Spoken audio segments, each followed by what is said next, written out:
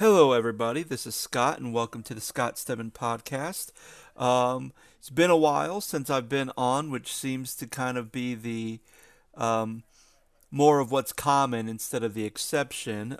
Just been dealing with a lot of stuff, a lot of things going on in my life, a lot of great things. Um, let's see, though, since the last podcast, I found out that my wife is pregnant with child number two. So we will be having a baby at the beginning of November. The other thing that was interesting is my son is in that terrible two phase. So that's been taking up a lot of my time because any extra time I have to do a podcast, I'm usually beckoned back home to help my wife because she's just having a difficult time with dealing with my son. And sometimes he gets into things he's not supposed to get into, even simple things like, hey, let's go to your room to change your diaper. He doesn't want to do that. He's also starting potty training. uh, so um, so that's always a big thing. Trying to get him to use the potty more regularly so we can get away from him using diapers and being dependent on that. And really just lots of crazy, crazy stuff happening. But one of the interesting things that I've been recently seeing has to do with disciplining kids, and what's the right way, what's the wrong way. Even things like, depending on who you talk to, it depends. There's always a whole different system of what works for people, what doesn't work. And, recently, one of the things that I have been reading is about a couple years ago, even before we had Peter. I read the book The Whole Brain Child by by Daniel Siegel and Tina Payne Bryson. I think that's her name. But it's been a good book, and really the whole book talks about is how do you help with the development of your kid's brain? How do you navigate your kid's brain, especially when it comes to not necessarily discipline, but when they have these extreme moments. You could have a kid who's just so extreme that they're screaming, yelling, fussing, and then you might have a kid who's just very quiet. They kind of become very introverted in a way where they just want to be left alone. And I've been seeing that with my son Peter. There's times where if he wants something, he will scream and yell. Like one time, it was time for dinner, and as we are getting ready to dinner, like, okay, come sit at the table, come eat dinner, and he's just kind of standing in the corner. He doesn't want to be near us, or he'll put his face on the couch, and he doesn't really want to be part of the family or sit by the meal. So then I say, okay, if you don't want to eat, then mommy and daddy are going to pray for the food.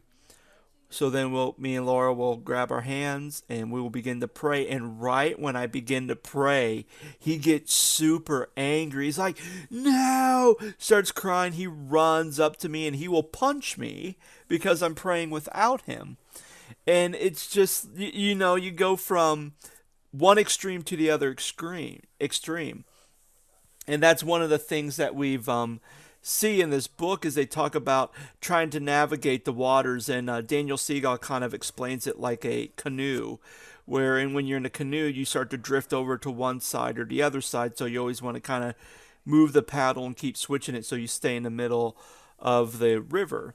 And he says on one side you have rigidity, which is kind of where they kind of lay down on the ground, they don't want to move, they just kind of stay in one place. And then you have chaos, where they start hitting things, throwing things, screaming, yelling, and it's about navigating those things, which I think is pretty cool.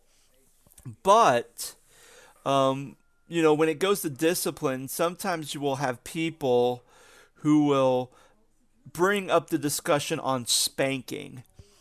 And is spanking a wise method of using as discipline?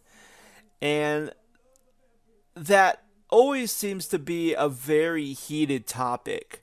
Um, you see, especially people who are more on an older plane. They've been spanked. That was kind of the style for many years, was getting a whipping as a form of discipline. And usually, kind of the thing you hear is, "Well, I was spanked and I turned out fine." Um, but we begin to see more times than not that spanking does have some type of psychological issues.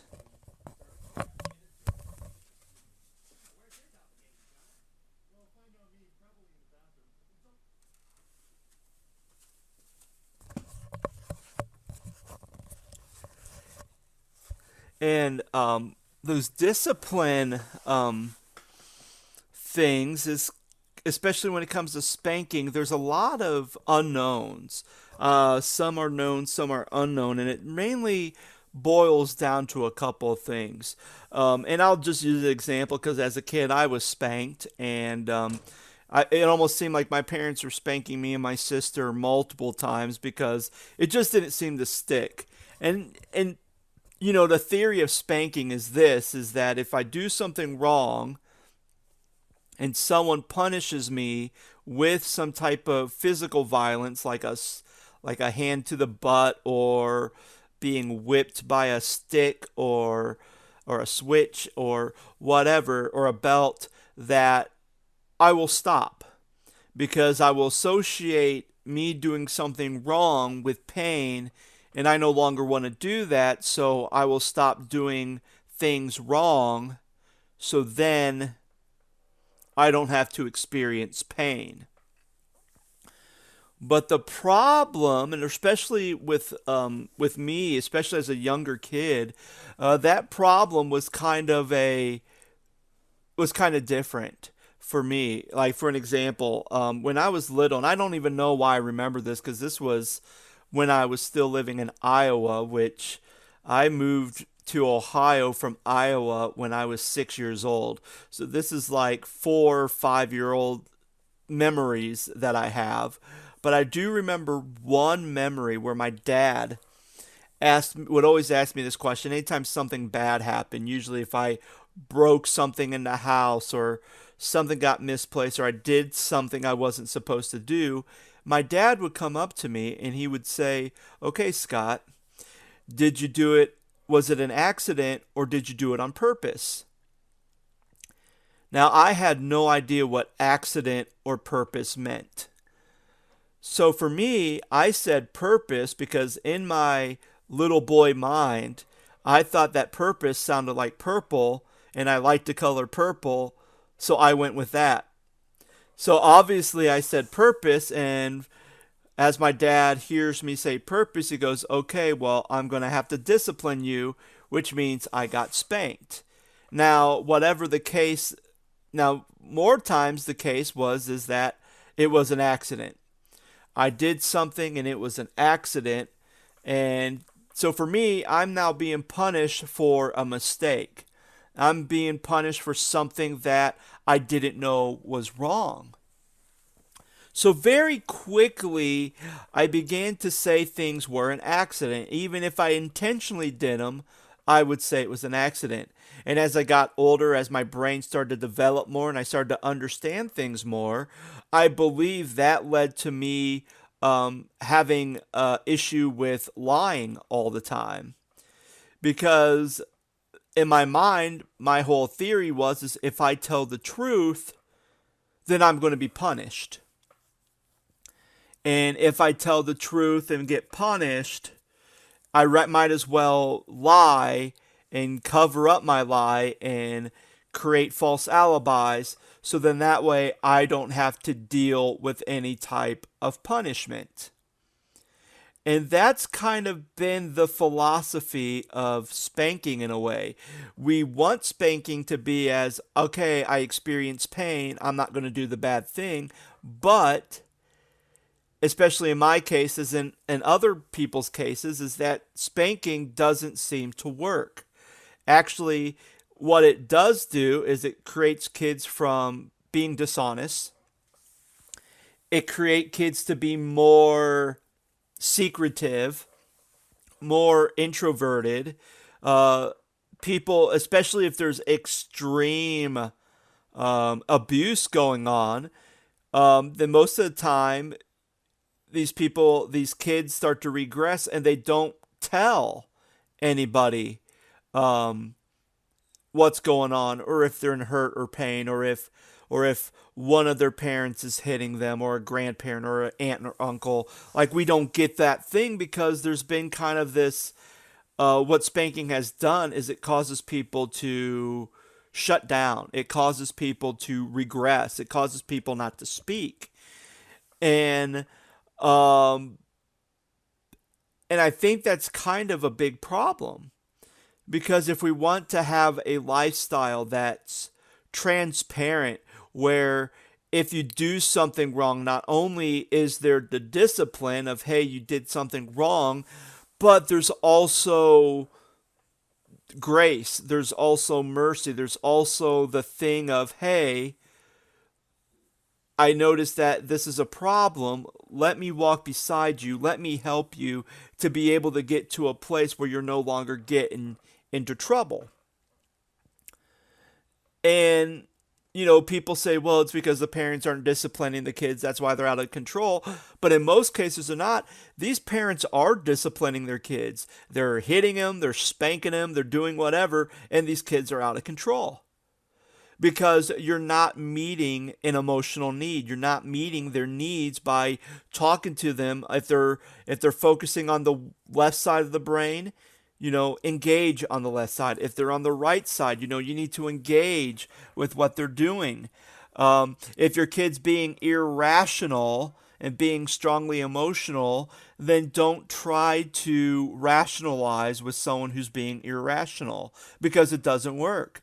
I mean, even as adults, if you have someone who is just screaming and yelling and is just being irrational, and even if you try to calm them down and try to speak rationally to them, most of the time they don't want to hear it, because they want you to first to connect with them emotionally. And once you make that connection and you're able to connect with them emotionally, then you can kind of bring them back into the middle of the brain and say, okay, let me pull you back using rational thinking to get you back on track. And that's really what the whole brain a discipline book does. And even Siegel and Bryson even came out with another book called No Drama Discipline, which really talks about a whole brain approach to discipline. And it seems to work. And even with my son, there's times where I begin to talk with him, I begin to do things, and I'm able to get more results out of him than if I just yelled. And the other issue I have with spanking is that um, the reason behind the spanking, because most times, and especially this has been more relevant in my life as a parent, because there have been times where I have spanked my child, um, and in those times, it's usually not because my son is doing something really bad.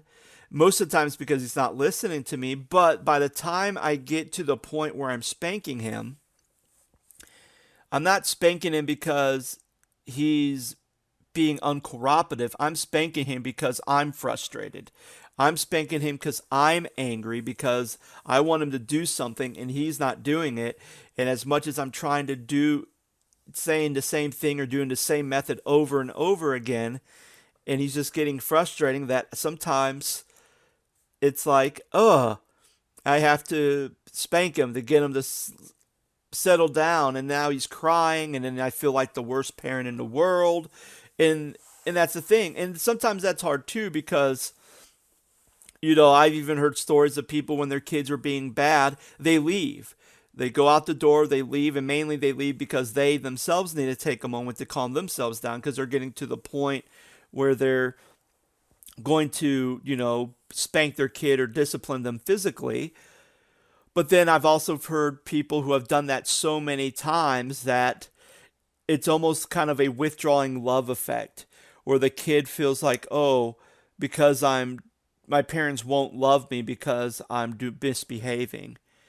So then there's that again, it goes back to that fear. Well, I'm going to, if I do something wrong, I'm going to pretend that it's right or justify it so that I can get love from my parents, because if I do something wrong, then my parents withdrew all their love from me.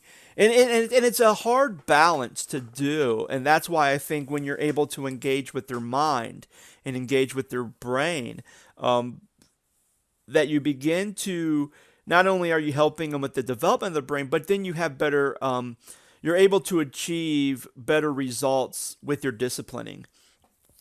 So again, that's really all I have. I know for some of you who are parents, you maybe you're hearing this because, um, but it's just crazy. It's just a very difficult, um, it's a very difficult thing, especially when you have young kids, and especially if you have more than one. Which, my wife and I are going to find out soon enough when in November. How are we going to take care of a small child and take care of an older kid who's still kind of in that toddler phase? Um, and hopefully, because Peter will be 3 by the time, but it's before the baby's born. So that's going to be interesting to see how all that works. I mean, I know my son's excited about the baby. He wants to help the baby. And anytime I ask him to help me, even if it's something like, hey, you want to help me pick up dirty laundry and throw it in a dirty clothes bag? Yes, Daddy, yes. Like he's very helpful and he wants to help. So sometimes, when you're seeing your kid and they're operating on one side of the brain or the other, what works best for them? How try to engage them where they are and then move them to where you want them to be. And that's really the trick, and it's a balance. But if you can master that balance, you're going to have very emotionally, psychologically healthy kids. And again, those 2 books I'm talking about, it's The Whole Brain Child by Daniel Siegel and Tina Payne Bryson. And then the other book that they've co-written together is No Drama Discipline. Both those books are excellent. I recommend that you read them, and hopefully that'll help you with your discipline. As far as that, I'm thinking my next podcast, I've been toying with the idea of doing a series and basically just talking about camp memories. For those of you who know that I've been in the camp ministry for many years, and even kind of one of my bigger podcasts was when I talked about the camp that I worked at for many, many years, why their annual program failed, and kind of vented my frustration at that. But I was very curious of thinking, what if I had like, maybe 6 or 8 podcasts where I really talked people who were part of the camp ministry and just able to share stories, share some experience, share some of those some things. So let me know what you think. If you think that's a good idea, if you hate that idea, that would be something that would be very interesting for me to find out, just so I can make sure that that I'm in the right direction and start kind of calling people